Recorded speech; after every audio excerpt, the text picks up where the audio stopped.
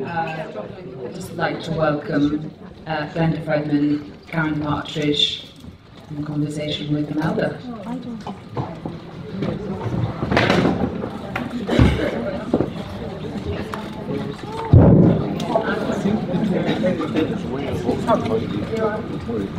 going to have to stand up because I'm worried about looking at the screen. Welcome back.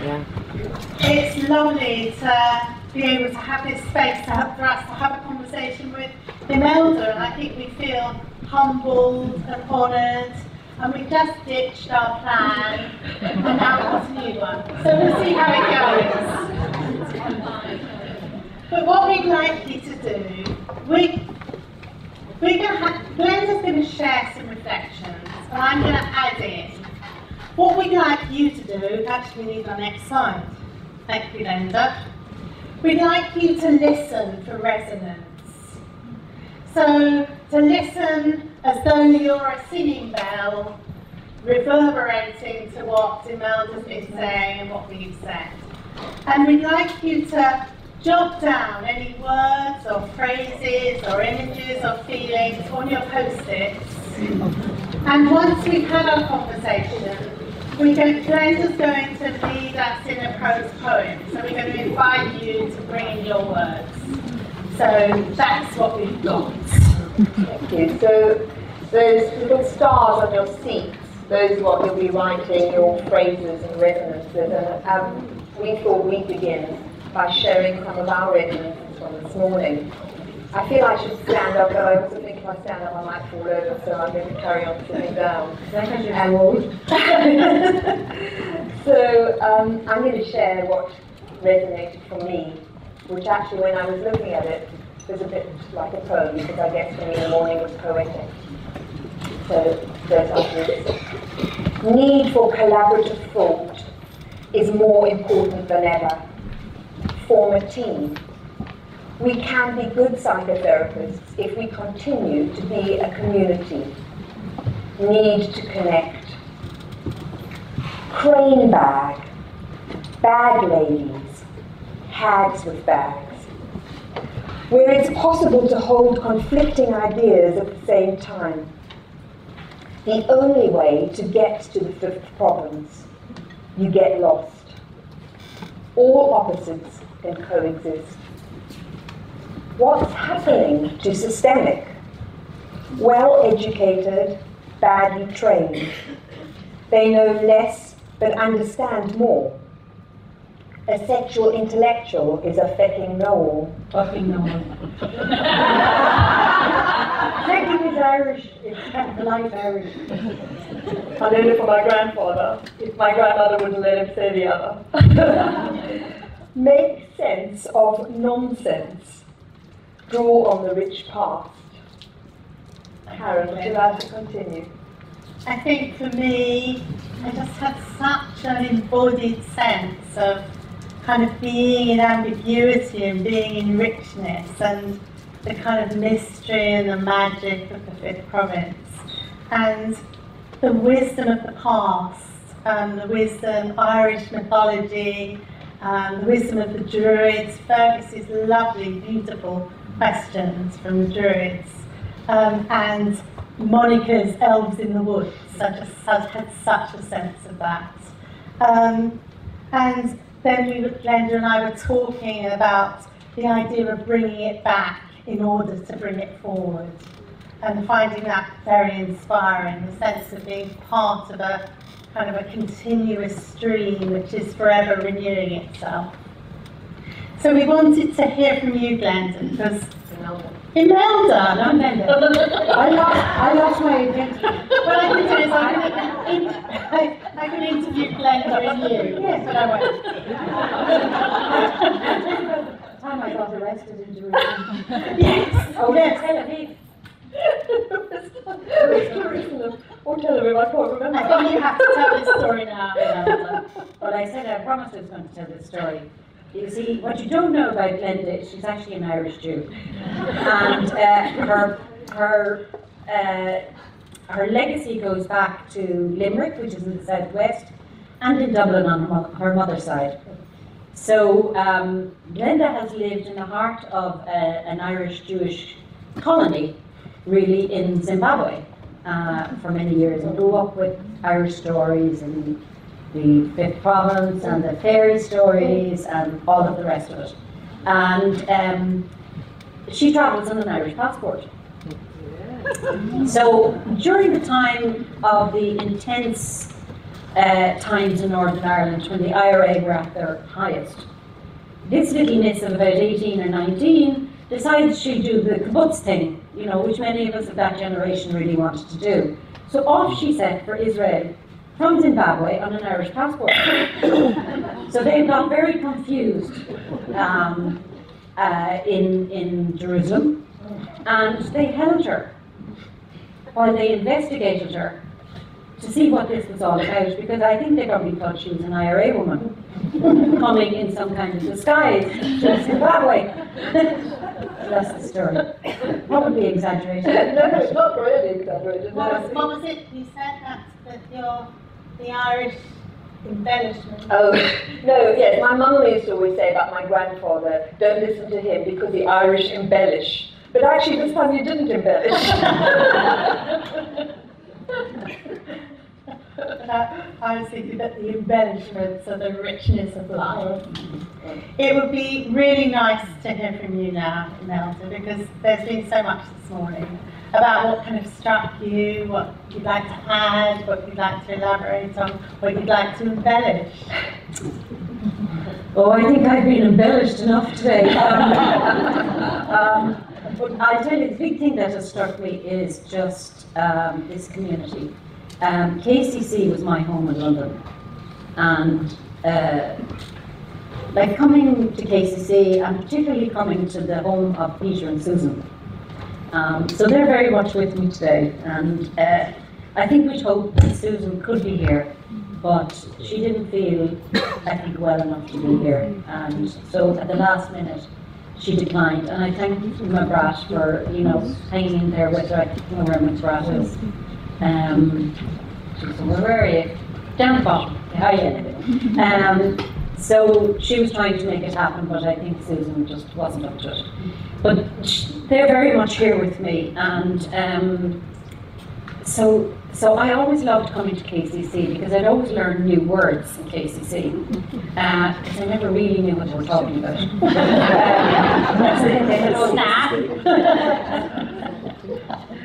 They had all these things coming from coordinated management of meaning, and I didn't know whether I was meant to be getting the upward influence or the downward influence, but they had this whole language. There was a KCC language which was utterly amazing to me. So I used to try and learn a few words that I wouldn't look too stupid for. And of course, many of these, many people in the room I've examined for their masters, and I know that I tortured them, particularly one young Gail Simon. So I said, is this a payback for me torturing you in your masters? So when I was thinking this morning of you know, my dear friends that spoke, I'm thinking, you know, none of us exist as a single person. You know, I'm made up of all my community. So you're my community, and you know, there's people here from different parts of that. And that's the thing that most resonates with me, that we're part of each other, we hold each other's stories, you know, in our grief, in our joy, in our despair, in our anger, in our frustration, in our contentment, and we are who we are because of each other. So I think that's the biggest resonance for me, is that I couldn't do what I do, or I couldn't have done what I did without everybody, you know, starting from my parents, starting from my grandparents, going back over generations, coming to my family of origin, you know, my parents, my sister, Michael, who puts up with me on a daily basis. And, you know, I was thinking that all of the things that I've been able to do in my life, I wouldn't have been able to do if Michael hadn't had the graciousness to allow maximum space and it's a value he holds very dear in his life, that everybody needs to do what they came here to do. So he would feel that it's not his place to stop it, and I really do appreciate that, because we wouldn't be here today if he hadn't had that largesse of heart and spirit. And not to say that he couldn't kill me and I couldn't kill him at times. On the other hand of it, certainly I wouldn't have been possible, and my life wouldn't have been possible without his generosity of spirit.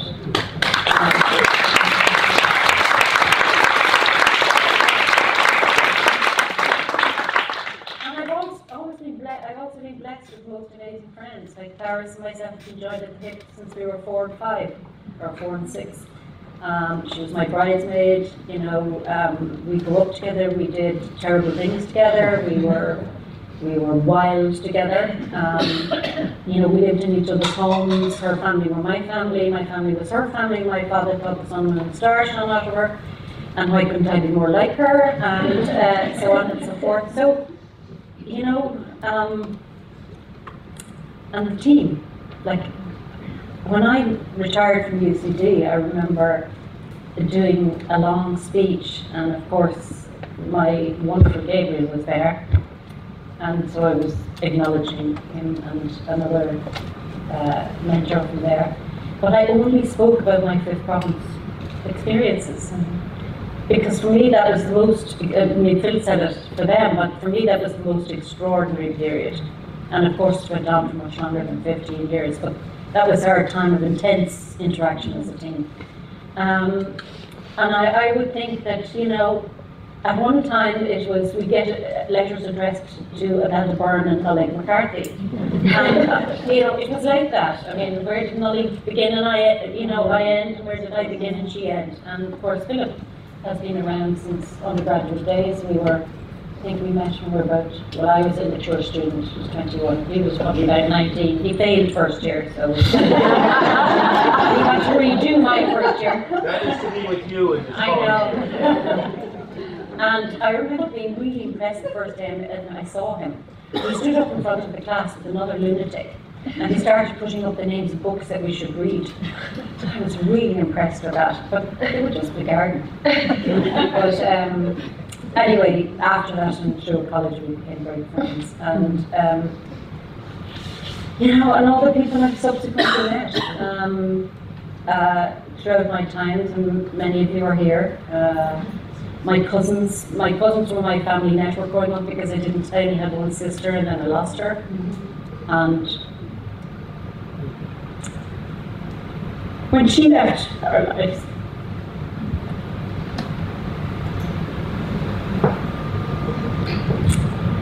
my two cousins over there, who were 2 sisters of 5, adopted me. So, you adopted well, you were the bigger group. And they kept me as their sister ever since. So, I think there's nothing that I did that I think wasn't made possible by other people. So that was my resonance, I think, big time for this morning. So that in praising me, and I kept saying to Michael, do you recognize this person? You were really, it was in praise of the community and who everybody else is here, and all the people who are trying to travel to be here and choose to be here, and that's just been so amazing. And the other marvellous thing in terms of community and developing a kind of a sense of unity in our togetherness, and who are my family on a day-to-day basis, are our Sangha group, who are here, all of them, stand up. The line of them, they're in the line, so stand up.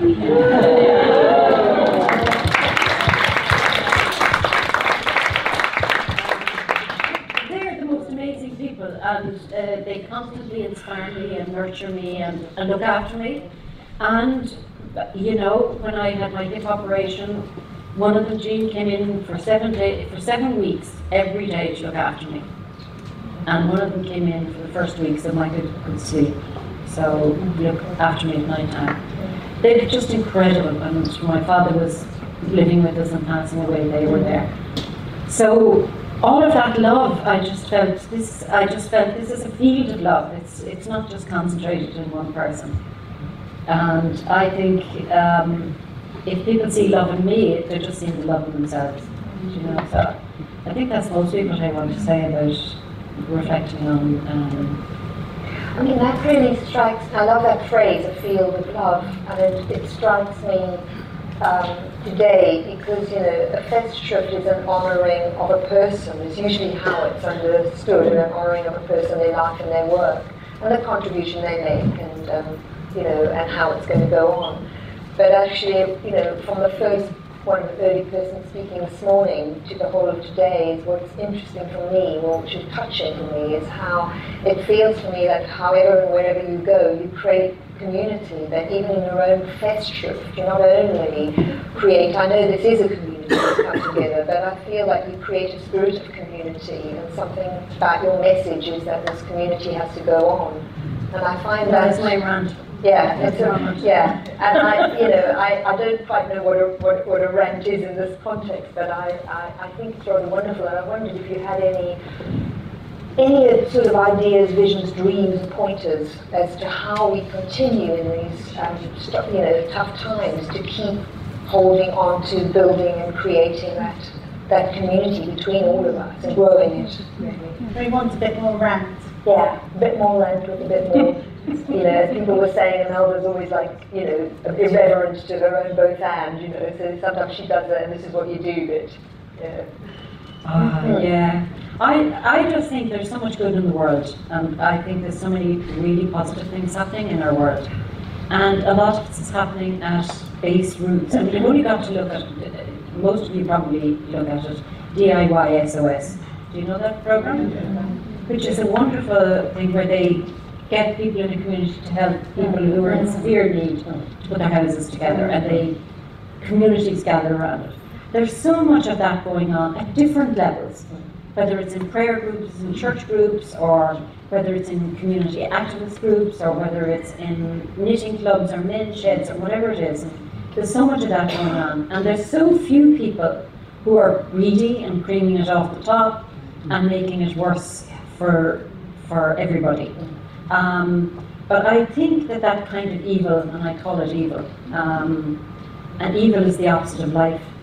Spell it backwards.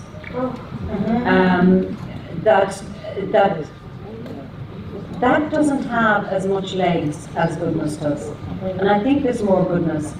So I think we have to go back to, you know, take the things out of our bags, because you're another bag lady.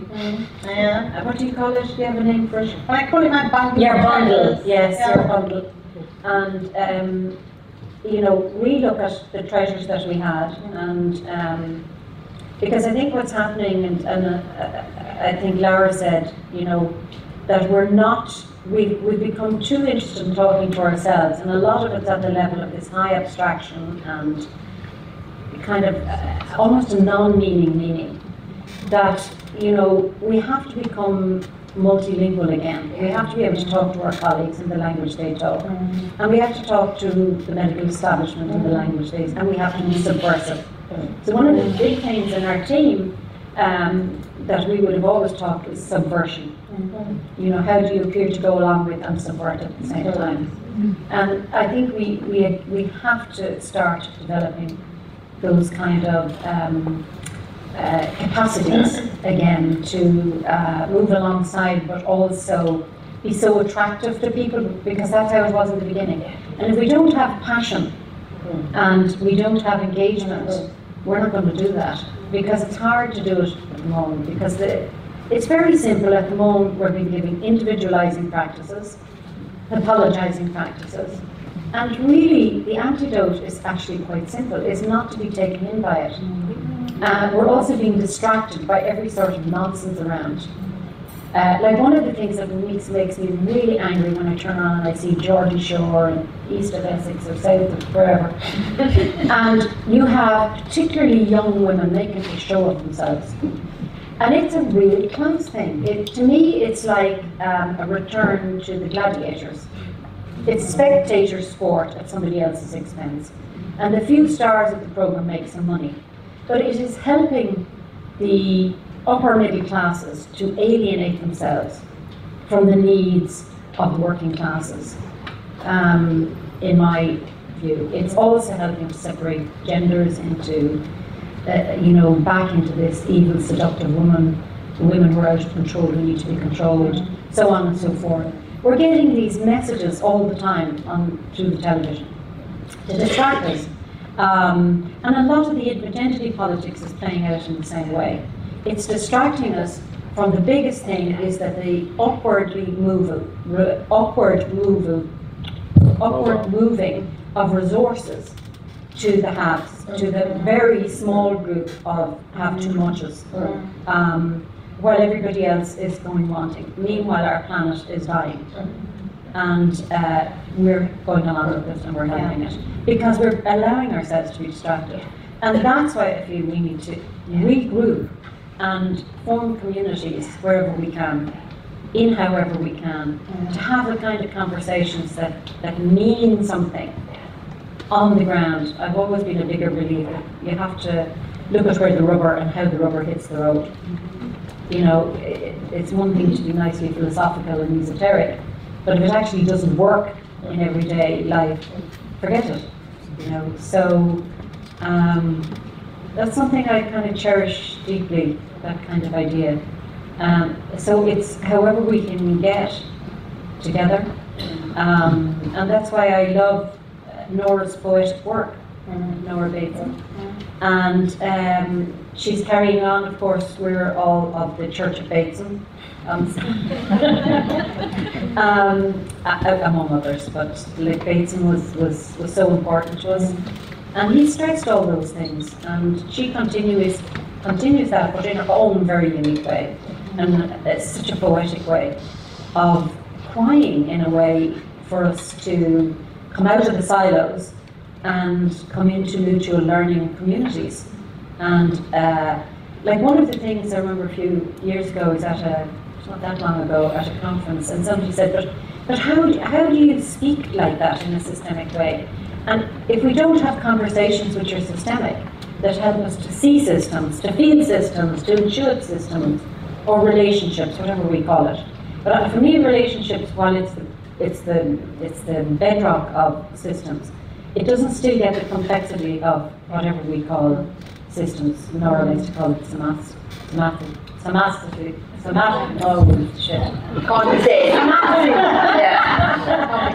and mutual learning. Then, so that's my rant. I was aware that we've got a limited time, but I was wondering if I was allowed one more question, because I'm sure you could speak for 50 years on this question, but I just wondered about maybe one small story or example of what you're talking about when you say we have to be subversive and go along at the same time, as an example of what you've done to share with us, because I think this to me is, I was born into the systemic world in the 80s when none of these structures were set up already, and so that's what we were all doing. So it rings to me, but I'm thinking that I think it's almost like a new ability that needs to be kind of one of these ones that needs to be rediscovered or reconnected with. But I imagine you've got hundreds of these stories. I'm wondering if it fits with what you've talked about as sacred activism. Yeah. Which could be lovely. It's part of it. It's a little part of it when you can do nothing, when it looks like you can do nothing. But going back to your point, you see, the 80s in Ireland were probably different to the 80s. Well, Thatcher was around in the 80s here. It wasn't such a great time. It was a time of recession and stuff. But in Ireland in those days, the big kind of monologue was around psychoanalytic and psychodynamic. A little bit of behaviorism, and they were kind of church-like in clinics and stuff like that. Now, we were very lucky. I mean, Phil mentioned Joe Kennedy and Paul McQuaid, and it was due to their creativity and courage that actually we were able to do what we did. But there was a whole rump of that clinic who were absolutely and resolutely against what we were doing. But what we did, I suppose, was we played along like we were ordinary psychiatrists and social workers on one level, and then we hid away in this room with the door closed and nobody knew what we were doing for what, about 10 years? No, it wasn't 10 years, a good few years anyway. And then Monica was the one who reached in and pulled us out. And she said, no, you guys need to go and talk to the word.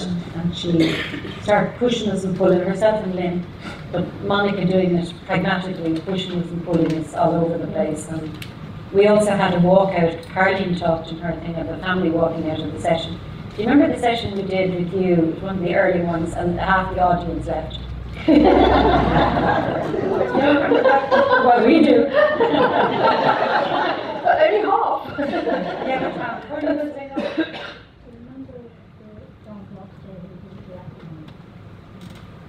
Yeah. Seriously. Yeah. Nolik is saying that, well, we arrived into the heart of English family therapy, and all the Brahmins of family therapy of the day were there. Nolik was drunk.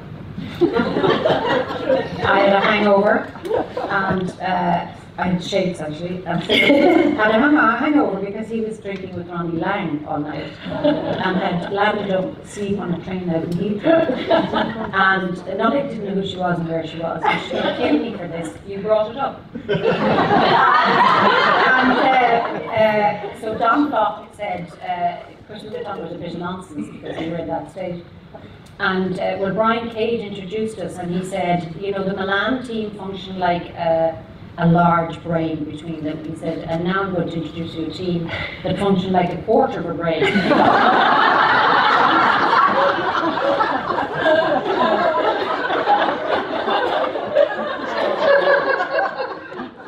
So Don Flock was there, who was supposedly our mentor at the time, and he said, are you guys going to take yourself seriously? And Lolly looked and she says, well, if we took ourselves seriously, we'd have to take you seriously.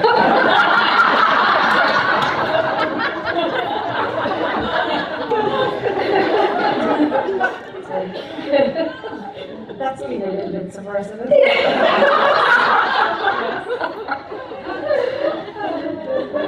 I wonder if we should take a step back, because we were thinking what we were going to move on, when we were going to think about hearing from everybody in the group. Is that, would you be interested in some connections or hearing from the group? Yeah. I think people will have to talk loud because we don't have mics actually. And I think maybe Karen and I need to stand up so people can see. Yeah.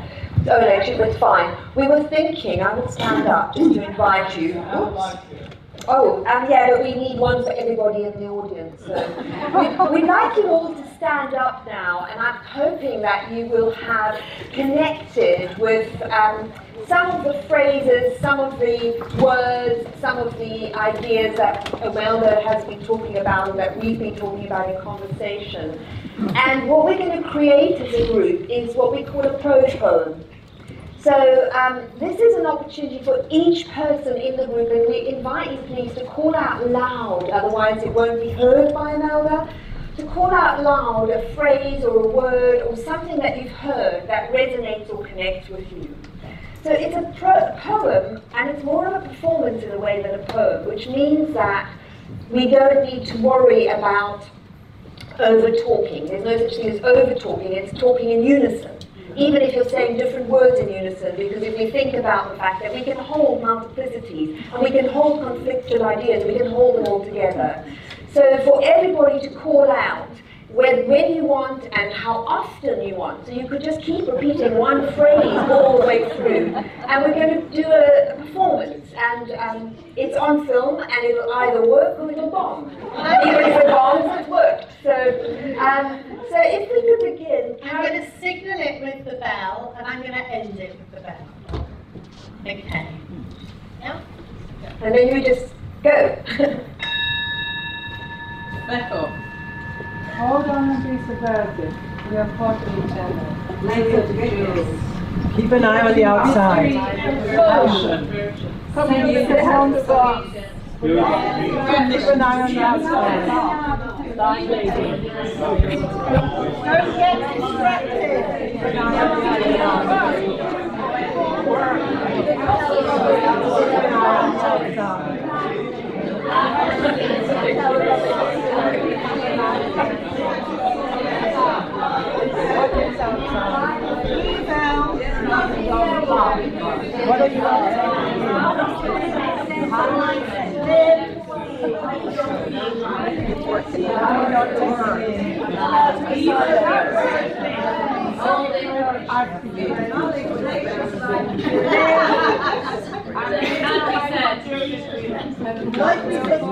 Intoxication.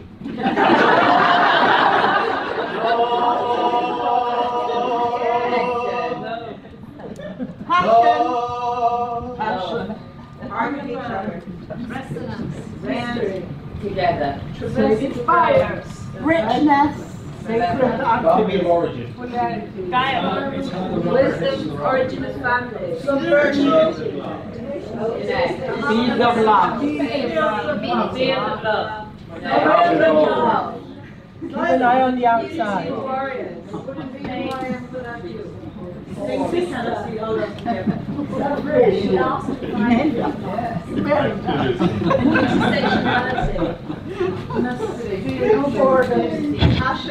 Imelda,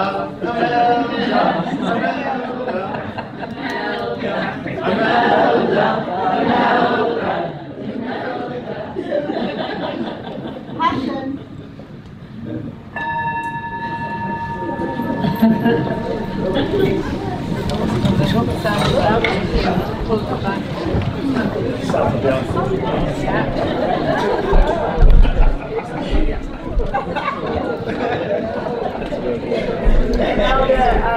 We had a phone call coming in 5 minutes, so we've got about 5 to 6 minutes for you to respond. And as we used to say in the Milan world, the person of importance that has the last word. So anything that you'd like to say in response?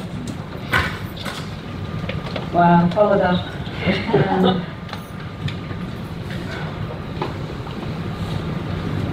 What I was interested in actually was the process. Because it started and it sounded like it was fragmented and it was all over the place.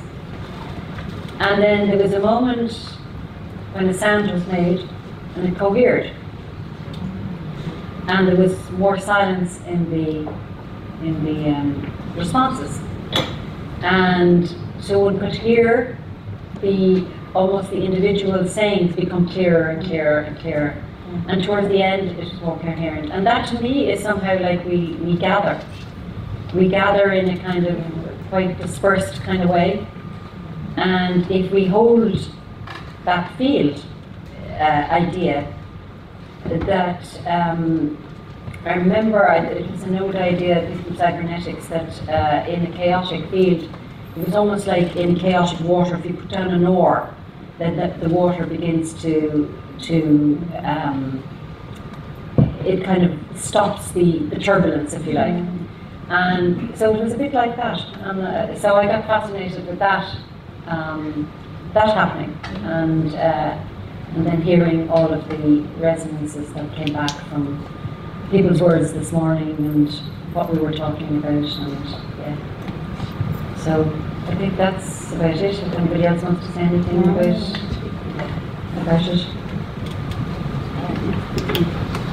It's another one of the things that makes me hopeful about, you just stay long enough with what looks like discordance but isn't really. And I think that's about the subversion.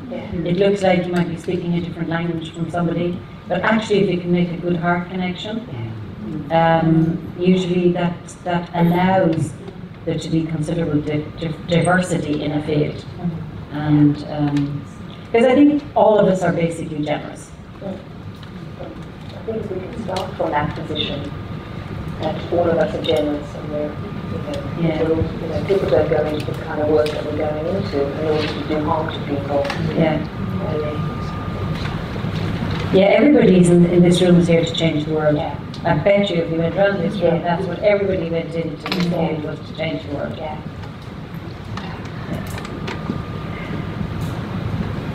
I don't know if we can top that. Everybody went into this to change the world. Then leave you with the last word, Thank you guys. Thank you.